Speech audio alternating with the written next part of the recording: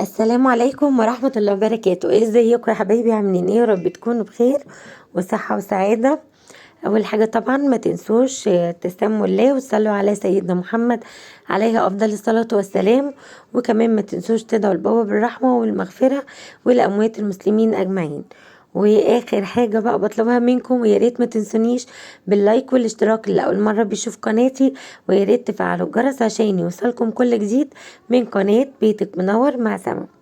النهاردة أنا كنت عاملة أكلة بصراحة كده، يعني زي ما بيقولوا تحابيش أو أرداحي أو أكلة شعبية، اللي بيقول عليها بقى زي ما يعجبه يقول. زي ما انتوا شايفين كنت عاملة كشري أصفر، وكمان كنت عاملة بطاطس سلقتها وحمرتها، وبعد كده عملت شوية كرنبيط، وعملت طبق سلطة حلو كده محترم، وحطيت بقى كوباية البيبسي. يعني الصراحة اليوم ده كان بيفكرني بيوم رمضاني جدا، السلطة بقى والديكوريشن اللي بنعمله كده ايه في الأكل علشان يفتح نفسنا. وزي ما قلتلك وهفضل أقولك دايما إن الأكل أهم من عمايله، هو ازاي بتقدميه وطريقتك ازاي، خطواتك يعني في الأكل.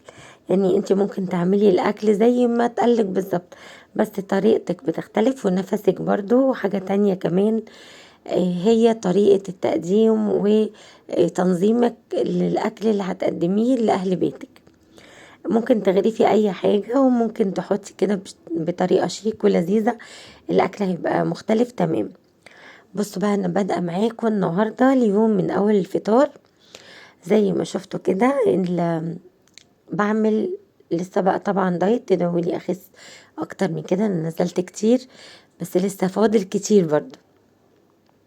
كنت بعمل ايه بقى؟ زهقت كل يوم من البيض المسلوق، وزهقت برضو كل يوم من الجبنة القريش، فقلت النهاردة اعمل بقى إيه طاسة كده بيض اومليت بالجبنة التركي، بتختلف تماما في الطعم وتحببك في البيض. يعني انت ممكن برضو تفطري بيض، بس تنوعي بقى ايه في عمايله، يعني يوم بيض مسلوق، يوم بيض مسلوق وتدحرجيه في شوية زبدة أو سمنة فلاحي، يوم بقى تعملي برضو كده بيض أومليت بحتة جبنة تركي صغيرة وتملحيها، بصراحة بيبقى طعمها حلو قوي قوي. وطبعا ما تنسيش ان النشويات هي أهم حاجة بتطخنا، فاحنا يعني بقدر الإمكان بنقلل منها.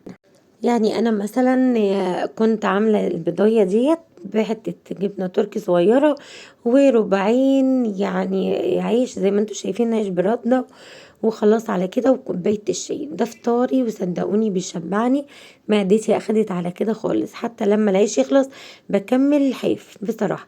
خدت صينيتي البسيطة الجميلة دي وطلعت قعدت بقى بره في الصالة قبل ما اعمل اي حاجة في البيت، وقبل ما اروح واجي في اي حتة لازم اقعد كده مع نفسي شوية، اعمل نفسي كده فطار حلو وبسيط، مناسب بقى طبعا للدايت، وكوباية الشاي او كوباية الشاي باللبن او كوباية القهوة باللبن او النسكافيه المتاح، والله ما بعترضش، الموجود في بيتي بعمله بس كده. بعد كده بقى بفكر هناكله ايه بقى النهارده، وبقوم لابسه ونازله وجايبه كل اللي انا محتاجاه من تحت. جبت بقى النهارده، جبت بطاطس وكرنبيت وحاجات كتير قوي، بس هقول لكم الاول على طريقه البطاطس الجديده ديت. انا كنت جايبه طريقتها كده، شفتها في قناه يعني، وقلت اجربها. اول حاجه بتعمليها بتسلقي البطاطس، وبعدين تهرسيها وتحطي بابريكا، فلفل، كمون، ملح، فصين توم مهروسين، وشويه دقيق، وتفضلي بقى تقلبي وتعجني فيها بحيث انك تاخدي كده عجينه طريه لينه في ايدك. هتشوفيها معايا دلوقتي، يعني انك تجيبي البطاطسايه تسلقيها وتهرسيها، تحطي ملح، فلفل، بابريكا، كمون وفلفل، وبعد كده هتقومي جايه حاطه شويه دقيق كده لحد العجينه ما تتلم زي ما انت شايفه. وتجيبي بقى عندك جبنه تركي، جبنه دومتي، جبنه مثلثات، اي نوع جبنه عندك في البيت تكوريها كده كور، وتقومي حاطه الجبنه كده جواها، وهتشوفي النتيجه معايا. بس كده، وهعمل الكميه كلها بنفس الطريقه. يعني كميه العجينه دي حوالي كانت بطاطستين بالعدد كده، حجم متوسط. وكنت جبت بقى طاسه وسخنت شويه زيت، وقلت بقى احمرهم. بس صراحة هم يعني اتحمشوا مني شوية في التحمير، المفروض يبقى لونهم ذهبي كده، وانا طبعا غمقتهم يعني، بس كان طعمه جميل جدا. انك تفتحي كده البطاطسية تلاقيها محشية. كان عندي جبنة اندومتي بالشيدر، وكان عندي جبنة تركي. فطبعا حشيتها كان طعمها حلو قوي.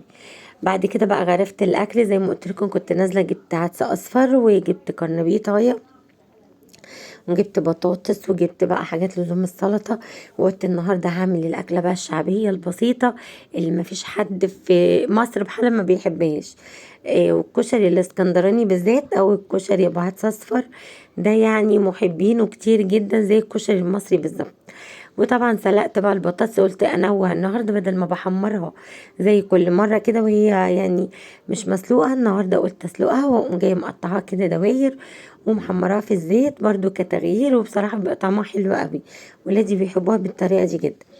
بس وعملت كده شويه دقه بالصلصه، اللي هي التقلية اللي بالصلصة دي بفصين توم.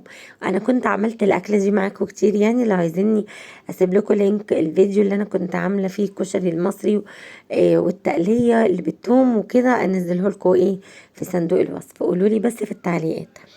بس كده عشان كده ما نزلتش بالتفاصيل بتاعه الاكل، انا قلت اعمل لكم بس الطريقه الجديده بتاعه البطاطس اللي انا شفتها وقلت لكم عجبتني، انا شخصيا عجبتني. وبرده الكرنبيط كنت عاملاه معاكم قريب. بس ده كان يومي النهارده يعني وتفاصيله البسيطه، مرضتش انزل لكم بروتين كامل عشان الفيديو ما يطولش. بصوا بقى دي البطاطس قلبها من جوه، وكمان الجبنه التركي كانت حكايه. هي على فكره مفروض اني اوريها لكم وهي سخنه، كانت الجبنه التركي سايحه، هي كانت بردت شويه. والمفاجأة بقى ان البيبسي الجديد او الحاجة الساعة الجديدة اللي هي سبيروس باتس دي، نزلوا منها لتر، نزلوا منها ازازة لتر، كانت ازايزها صغنونة قوي. فطبعا رمضان خلص قرب واحنا كلنا لسه عند عهدنا عاملين المقاطعة، فطبعا قلنا نجرب بقى السبيروس باتس، محمد ابني هو اللي جايبها، قلنا بقى ندوقوها كده على الاكل. بصوا بقى بصراحة كان الأكل جميل جدا جدا والله. ابني كان في الدرس وهو جايب البيبسي ده أو الحاجة الساقعة دي قصدي، وقال لي يا ماما الأكل يفتح النفس جدا، شكله حلو قوي، رغم ان هم بيدوخوني جدا علشان ياكلوا الأكلات ديت، بس الأكل كان شكله حلو وكان متنظم. بصراحة كانت أكلة حلوة قوي، يعني جربوا هتعجبكم ان شاء الله. حتى البطاطس الجديدة دي بصراحة هي عجبتني انا جدا، يعني كانت محشية جبنة تركي وكانت محشية جبنة اللي هي بالشيدر دي، ومع طبق سلطة بقى ونص ليمونة تفضلي بقى كده يعني تزوقي الاكل كده حواليكي. وزي ما قلتلك الاكل الاهم من عمايله وخطواته طريقة تقديمه بتفتح النفس جدا، وهتلاقيهم يحبوا الاكل الشعبي ده او الاكل الحرش ده والاكل الارديحي من الاخر مادام عاملاه بالطريقه الحلوه اللي تفتح النفس دي. وده كان الفيديو معايا النهارده يا حبايبي، اتمنى يكون عجبكم طريقتي في وصف الفيديو عجبتكم بقى. ما تنسونيش باللايك والاشتراك للي اول مره بتشوف قناتي، وفعلوا الجرس عشان يوصلكم كل جديد من قناه بيتك منور مع سما. ويا ريت بقى يا حبايبي برضو ما تنسونيش بتعليق جميل من تعليقاتكم اللي دايما بتفرحني وبتسعدني لما بلاقي تعليق كده حلو منكم. وكنتم مع قناة بيتك منور مع سما، اشوفكم على خير في الفيديو الجاي بإذن الله.